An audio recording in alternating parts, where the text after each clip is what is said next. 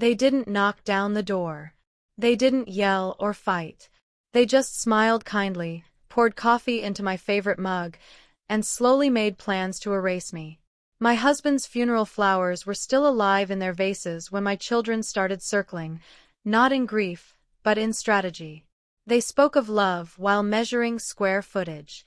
They offered me a basement like it was a throne. But when I found what my husband left behind, a letter, a key, and a truth he knew before I did, everything changed. You think grief would give you time to breathe. It doesn't. The house was too quiet now. Not peaceful, just still, like something was missing and the walls hadn't figured out how to adjust. Margaret Lane stood in the kitchen, her fingers resting lightly on the edge of the sink, where the tile was chipped in the same spot it had been for 15 years. Samuel used to joke about fixing it every spring, but never did. Now it didn't matter. The house didn't want fixing. It wanted him back. She looked out the window above the sink. The lavender bush they planted together 6 summers ago had overgrown, spilling over the garden bed like it was reaching for something. Samuel had loved that smell. He'd always insisted on cutting fresh stems and placing them in a vase beside her side of the bed. Now, there were funeral bouquets in nearly every room. Roses, lilies, even a wilting arrangement from his old co-worker at the post office. Margaret hadn't moved them. They were the only things in the house that still looked like someone had been thinking of Samuel recently. The rest of the space felt abandoned by time. She reached for her tea, now gone cold in a chipped mug that read, "Best Nana." Chloe had given it to her last Mother's Day, along with a card that had glitter on the envelope and no personal note inside. Margaret stared at it for a long time. The quiet wasn't comforting. It pressed against her chest like a weight. Every drawer she opened, every step down the hallway, felt like walking through a version of her life that didn't quite fit anymore. She whispered, more to herself than anyone, "What now?" Then the buzz came. Sharp, loud in the silence. Her phone, vibrating on the counter. She picked it up. Ryan. Her son. Her firstborn. The one she'd rocked to sleep during thunderstorms, held through heartbreaks, cheered for on cold bleachers during high school football games. She answered. No hello. No how are you, Mom. Just his voice, firm and stripped of comfort. Mom, we need to talk about the house.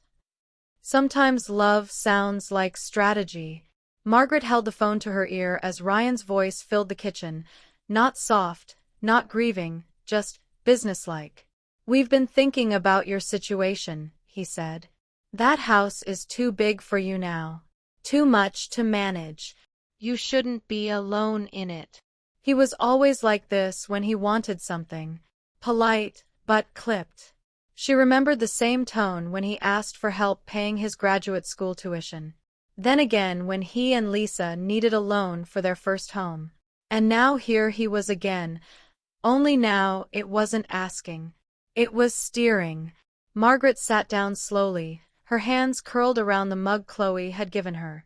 Best Nana, the words read, now slightly faded. The coffee inside had long gone cold, untouched.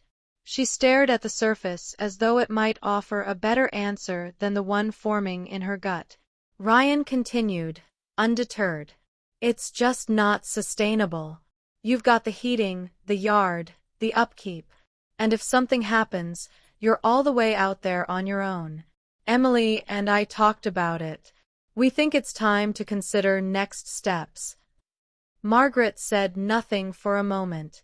She listened to the way he said we think like it was a family vote she hadn't been invited to. Her voice came out quieter than she expected. And where would I go? Ryan jumped on the opening, cheerful in that forced way that made her stomach tighten. Emily's got that finished basement, remember? Separate entrance, your own bathroom. Cozy. You'd be near Chloe when she's home from college. She'd love it. It just makes sense. Margaret didn't respond right away. Instead, she looked out the window. The lavender bush outside swayed slightly in the breeze, overgrown, forgotten. She hadn't touched it since the funeral. Her words came out low, almost a breath. It floods every spring. There was a pause. The briefest beat where she imagined he might acknowledge it. Then, we fixed it. But they hadn't. Not really. Not then. Not ever. Absence says more than words ever could. The text came in just after dinner. Margaret hadn't eaten much, just moved the fork around her plate, pretending. Grief had a strange way of dulling the appetite without ever really letting the hunger go. Her phone lit up with a new message. Emily. Mom, I heard from Ryan. I know it's hard, but it's for the best. Chloe's so excited to have you nearby. Can't wait to talk details, red heart. There was no call. No, how are you? No, do you need anything? Just a soft sentence delivered like a business proposal, wrapped in hearts, sealed with quiet dismissal. Margaret stared at the screen. Chloe was excited. That same Chloe who once spent every summer wrapped around her like a second shadow? Who used to dance in her kitchen barefoot, begging to stay up late and bake cookies. That Chloe hadn't called in months. Not after the funeral. Not before it. She scrolled back through their last messages. December 17th. A group text. Just a thank you note for a holiday gift. No personal line. No warmth. Margaret placed the phone face down. Her eyes wandered to the living room, where the Christmas tree had stood the year before.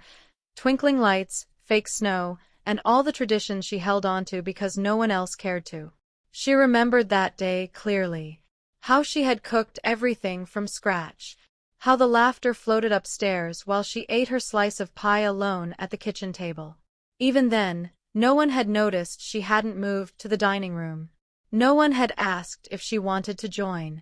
She stood now, slowly, letting the chair creak beneath her. Walked down the hallway toward her bedroom. Halfway there, she paused. The mirror on the wall caught her. Froze her in place. She looked at the woman standing there. Hair undone. Shoulders slightly hunched. Mouth drawn into a line that hadn't smiled in weeks. The same robe she'd worn since the funeral. She didn't recognize her. And yet, something flickered in her eyes. Not grief. Not fear. Something else. Help isn't help if it comes with conditions. The phone rang again 2 days later. Margaret let it buzz 3 times before she picked up. She already knew who it would be. And what it would be about. Hey Mom, Ryan said, sounding almost cheerful this time. I talked to Emily again. We think we've figured out a great option. She stayed silent. Let him talk. Emily's trying to juggle Chloe's college fund, he continued. And, well, this might be the perfect solution for everyone. You sell the house, we help you downsize, you move somewhere easier to manage. No stress for you, more stability for Chloe. Honestly, it's a win-win. Margaret gripped the edge of the counter. Her fingers were stiff. She looked at the spot on the linoleum where Samuel once spilled red wine and tried to scrub it clean with baking soda. The stain never really came out. But she'd liked that. Imperfection with memory. Ryan's voice floated on, smooth and fast, like he was reading a pitch deck. We even spoke to Greg, Lisa's cousin. He's a realtor now. Good guy, totally reliable. He already has a buyer lined up. Cash offer. Quick close. We could wrap this up in 30 days. She blinked. 30 days. 3 decades, reduced to paperwork. Her kitchen. Their garden. Samuel's books. Her life. They don't even want an inspection, he added, as if that were a gift. You wouldn't have to worry about any last-minute repairs or cleanup. Just pack up the things you need and we'll handle the rest. He didn't realize what he was saying. Or maybe he did. Her memories were now just logistics. Her home, an obstacle. And her presence, an inconvenience to be managed. Her voice, when it came, was calm. Too calm. Is that what we are now? She asked quietly. A solution? There was a pause. Then a chuckle, light but tight. Come on, Mom. You know what I mean. We're just trying to help. Help. That word again. Her left hand trembled.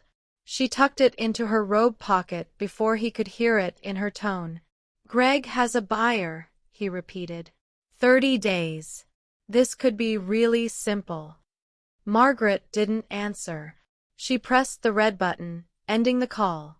Then, without a word, she turned and walked down the hall, toward Samuel's study.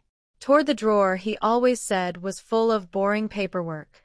Sometimes the dead leave behind more than grief. Margaret hadn't stepped inside Samuel's study since the funeral. The door was always closed now. The room still smelled faintly of cedar, old paper, and his aftershave, the one he kept in the drawer on the left, next to his glasses, which he hadn't needed toward the end. She stood in the doorway for a long moment, as if crossing the threshold would undo everything. But when she finally walked in, the floorboards creaked softly, just as they always had. The desk was covered in dust. The window was still cracked open, like he'd meant to return. Her eyes drifted to the bottom drawer, the one he always called boring. Just receipts and old tax stuff, he used to say. You'd be bored to tears. She knelt down and pulled it open. Old envelopes. A folder marked 2015. A rubber band wrapped around a stack of insurance papers. She dug deeper. Then she saw it, a navy blue folder, thick, heavy, tucked in the very back. She pulled it out and rested it gently on the desk. Her hands shook slightly as she opened it. Inside were papers, bank documents, scanned copies of IDs, translated contracts. She blinked. A deed. It was real. Not in their town. Not in Ohio. Not anywhere she expected. Portugal. Albufeira. A town she'd only heard Samuel mention once while flipping through a travel magazine years ago. She remembered how he'd circled a picture of a villa and smiled. Tucked beside the deed were photographs. 4 of them, printed on thick matte paper. A white-walled villa with a tiled roof, pale blue shutters, a small garden edged with lemon trees, a terrace that looked out over a stretch of sparkling sea so blue it almost hurt to look at. On the back of the last photo, in Samuel's handwriting, "For when peace is the only thing left worth having." Her throat tightened. This wasn't a fantasy. This was real. He'd bought it, maintained it, prepared it, for her. She reached further into the folder and found something else. An envelope. Cream-colored. Sealed. Her name written across the front in his firm, careful handwriting. Margaret. Beneath it, one line. To be opened 30 days after I'm gone. It had been 31. She sat down slowly in his chair, the leather worn and familiar beneath her. The envelope felt heavier than it should, like it carried something other than words. She ran her thumb over the seal but didn't open it. Not yet. Not until she was ready. He knew. Before she did, he knew. Margaret held the envelope in her lap for a long time.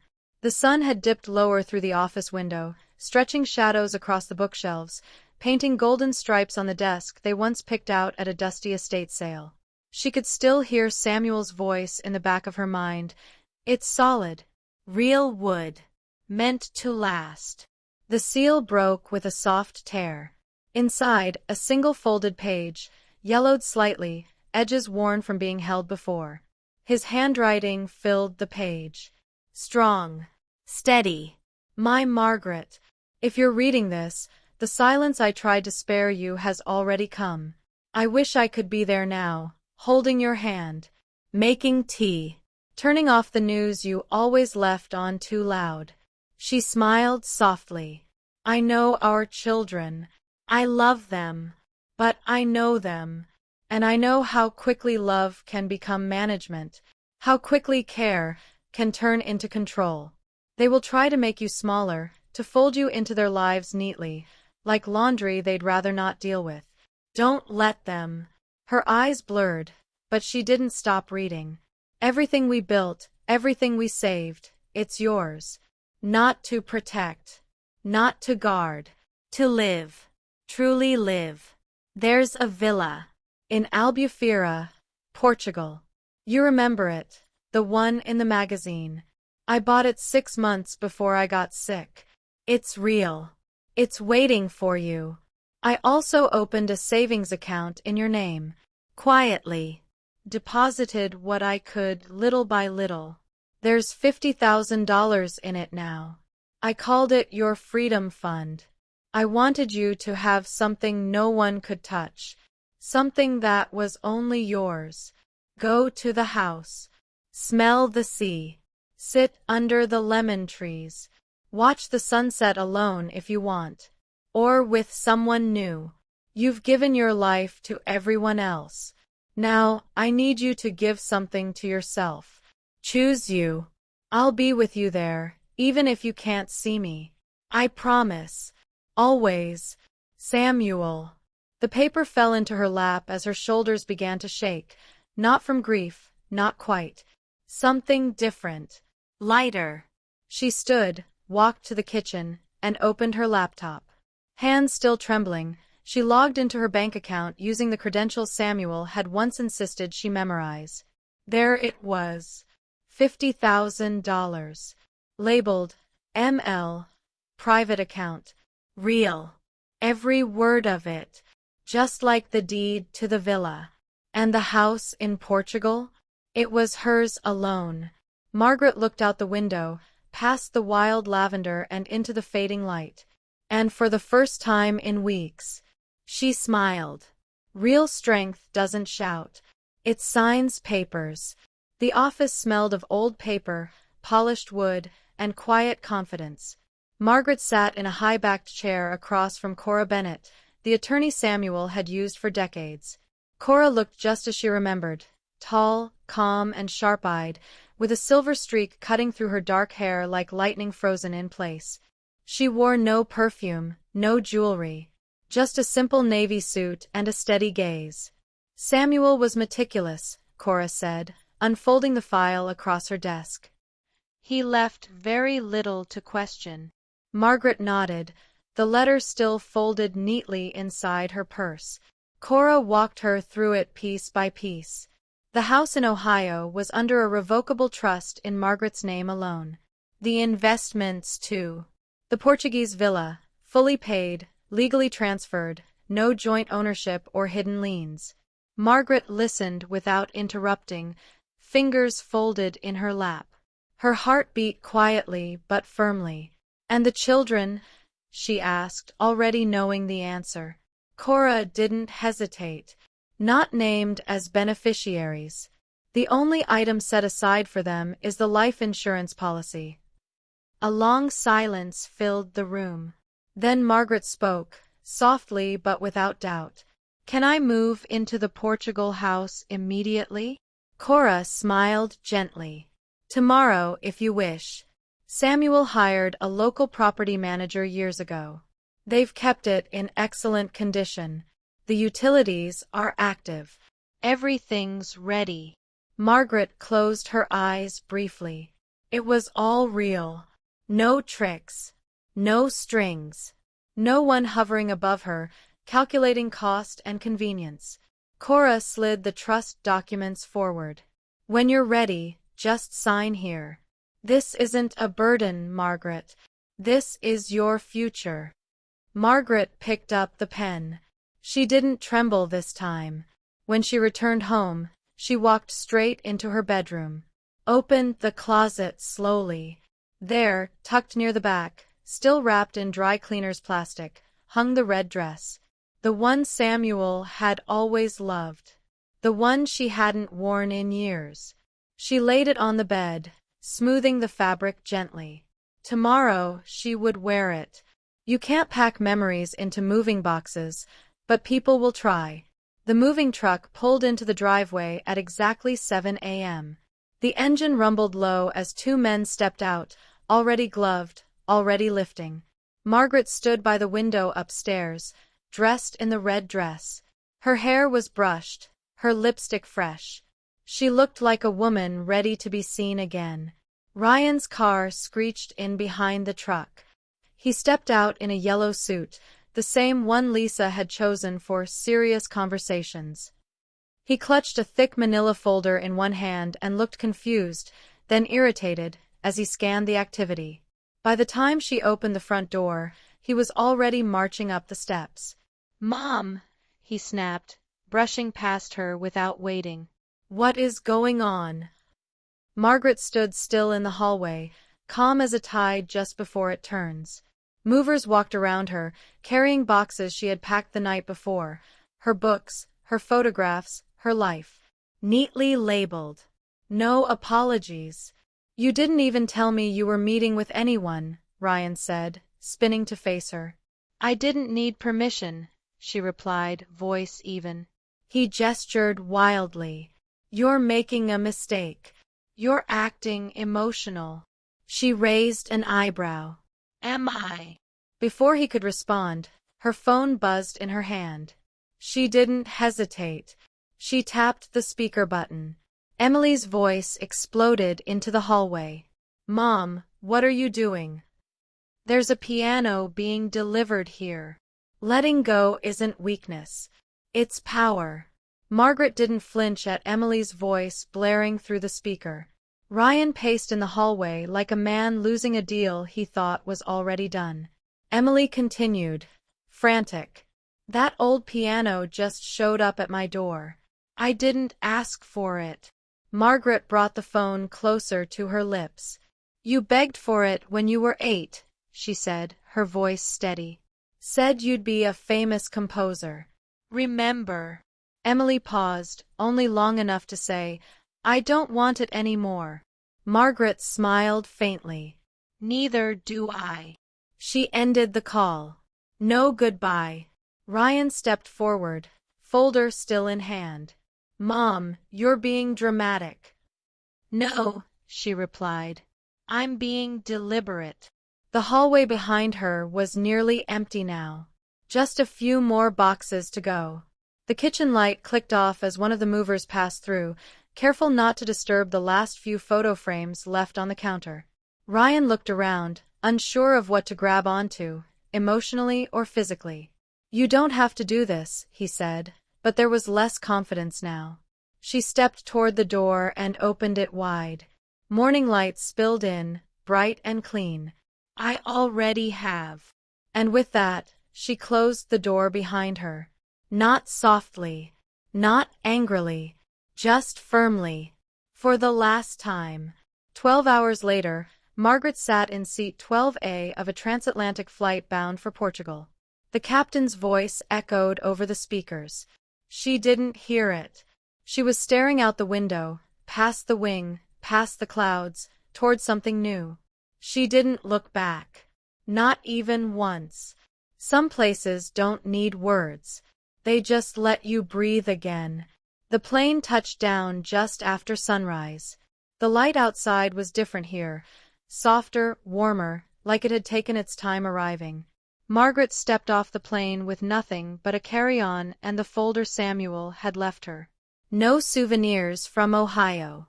No trinkets of the life she'd just walked away from. At the small arrivals terminal, a woman stood holding a handwritten sign. "Welcome to Albufeira." She looked to be in her 60s, hair in a neat bun, eyes kind but steady. "You must be Margaret," she said in lightly accented English. "I'm Lena Costa. Your husband arranged everything.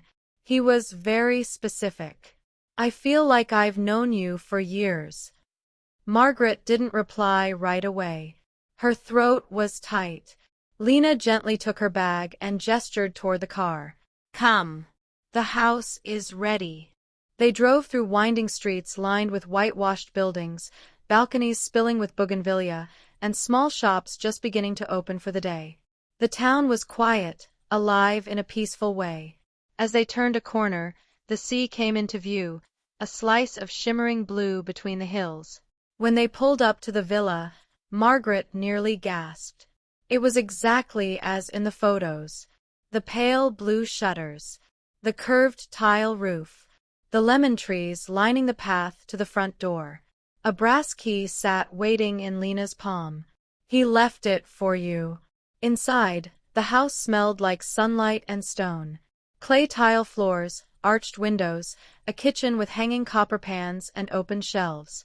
No clutter, no noise, just space. Margaret walked through slowly, touching nothing. Then, one by one, she opened every window. Fresh sea air poured in, cool and alive. She closed her eyes and breathed deeply. This feels like beginning.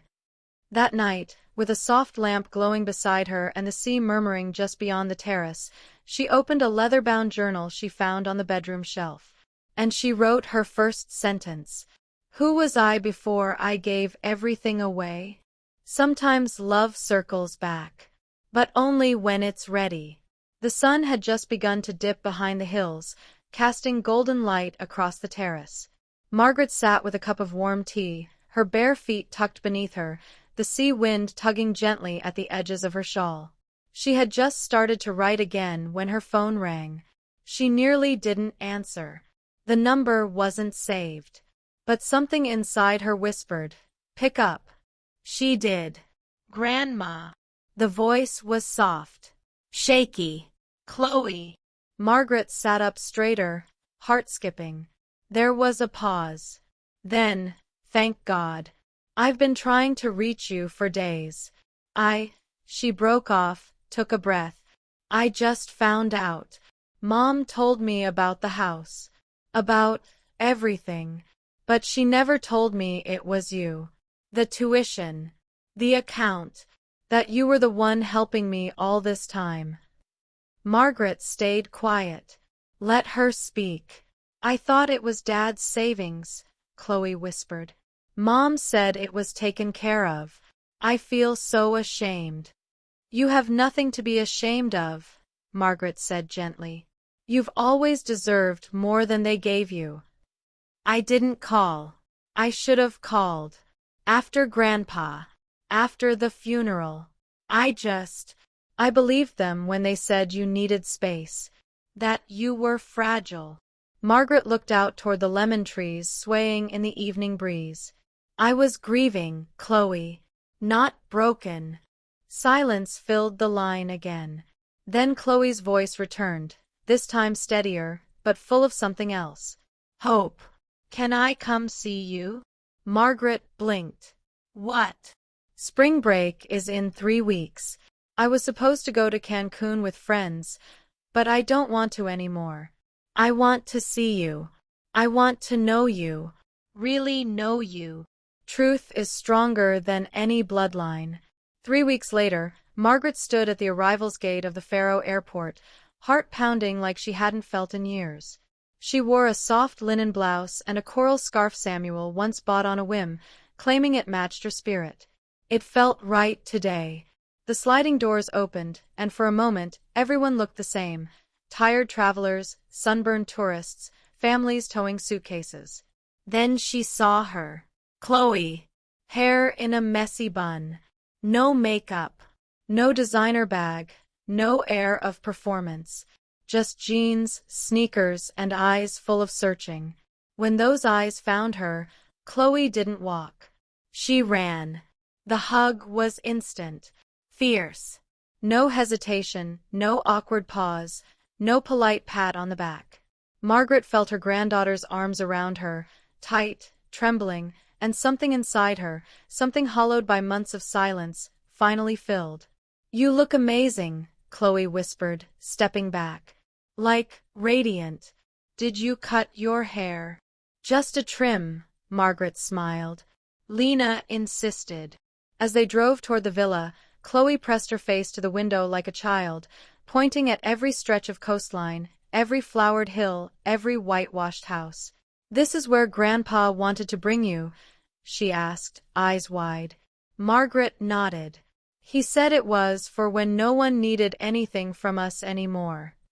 When they reached the house, Chloe stepped out slowly, gaze moving from the lemon trees to the blue shutters to the sea behind the terrace. She turned to Margaret, her voice barely a whisper. He knew, didn't he? He knew you'd need this. Margaret didn't speak. She simply took Chloe's hand and led her inside. That evening, they ate dinner on the terrace. Lena had made fresh fish and grilled vegetables. Halfway through the meal, Chloe looked up. Her voice was soft but certain. I think I want to stay longer. Maybe even live here. Family isn't who you're born to. It's who you choose to sit beside. The days in Albufeira began to settle into rhythm, soft and slow, like the waves that brushed the coast just beyond their terrace. Margaret and Chloe rose early, walking to the village bakery where the owner greeted them by name. They carried home warm bread in brown paper and sometimes fresh cheese, figs, or herbs. Margaret introduced Chloe to the woman who ran the flower stall, and Chloe helped her label plants in Portuguese with shaky handwriting and even shakier pronunciation. They watered the lemon trees together every evening. They shared meals, not in silence, but in conversation. Not about weather or errands, but about life. Chloe asked questions she had never asked before. Real ones. Why didn't you tell anyone you were hurting, Grandma? Margaret paused as they sat beneath the shade of the terrace, mugs of tea cradled in their hands. Because no one asked, she said. Until now. Chloe blinked fast, her mouth pressing into a line that looked a lot like guilt, but her eyes didn't fall. Instead, she leaned over and laid her head on Margaret's shoulder. I'm sorry, she whispered. Margaret smiled, brushing her hand across Chloe's hair. You came. That's what matters. Later that afternoon, Chloe returned from the market with fresh peaches and stumbled across the small writing desk in the sunroom. She wasn't looking for anything, just unpacking groceries, when she saw the notebook. Its edges were worn, the leather cover cracked in the corner. It was open to a half-filled page. She picked it up gently, her eyes skimming the words. Margaret stepped into the doorway, drying her hands on a kitchen towel. Chloe looked up. Are you writing your story? Margaret didn't hesitate. Yes. Chloe tilted her head. Why now? Margaret stepped forward, her voice steady. For all the women who forgot themselves. Peace doesn't come after the storm. It comes when you walk out of it. The sky was painted in gold and ash as the sun eased toward the horizon. The sea below the terrace moved in slow, steady pulses, not loud, not restless, just alive. Margaret sat back in her chair, a soft shawl around her shoulders and a glass of red wine cradled in her hand. The vines above her swayed gently, casting moving shadows across the tiled floor. The air smelled of citrus and salt and something else, something quiet and warm, like peace. Chloe was beside her, barefoot, her legs curled beneath her. She was humming a song Margaret didn't recognize, one of those wordless melodies that came from somewhere inside a person, not the radio. They had eaten dinner outside. Simple bread, roasted peppers, olives. No phones. No distractions. Just two women. Different generations. Same breath. Margaret turned slightly, watching her granddaughter with a look that felt like forgiveness and wonder wrapped together. You saved me, she said, her voice soft. By showing up. Chloe stopped humming. She looked at her grandmother, really looked at her, the silver in her hair, the lines around her eyes, the strength behind the softness.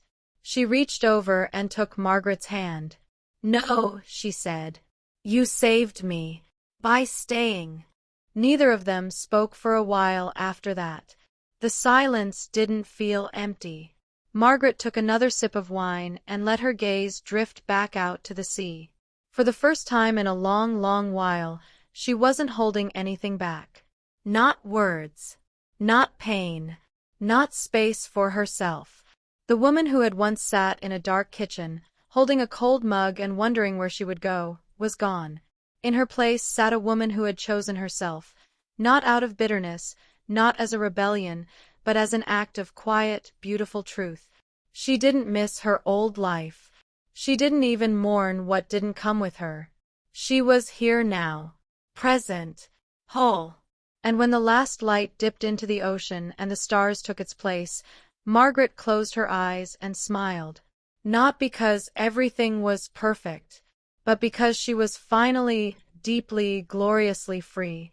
If you've ever felt replaced, if you've ever been erased, if you've ever been controlled by the very people you once put first, please remember this. You are allowed to start over. You are allowed to be seen. And you are still so very much alive.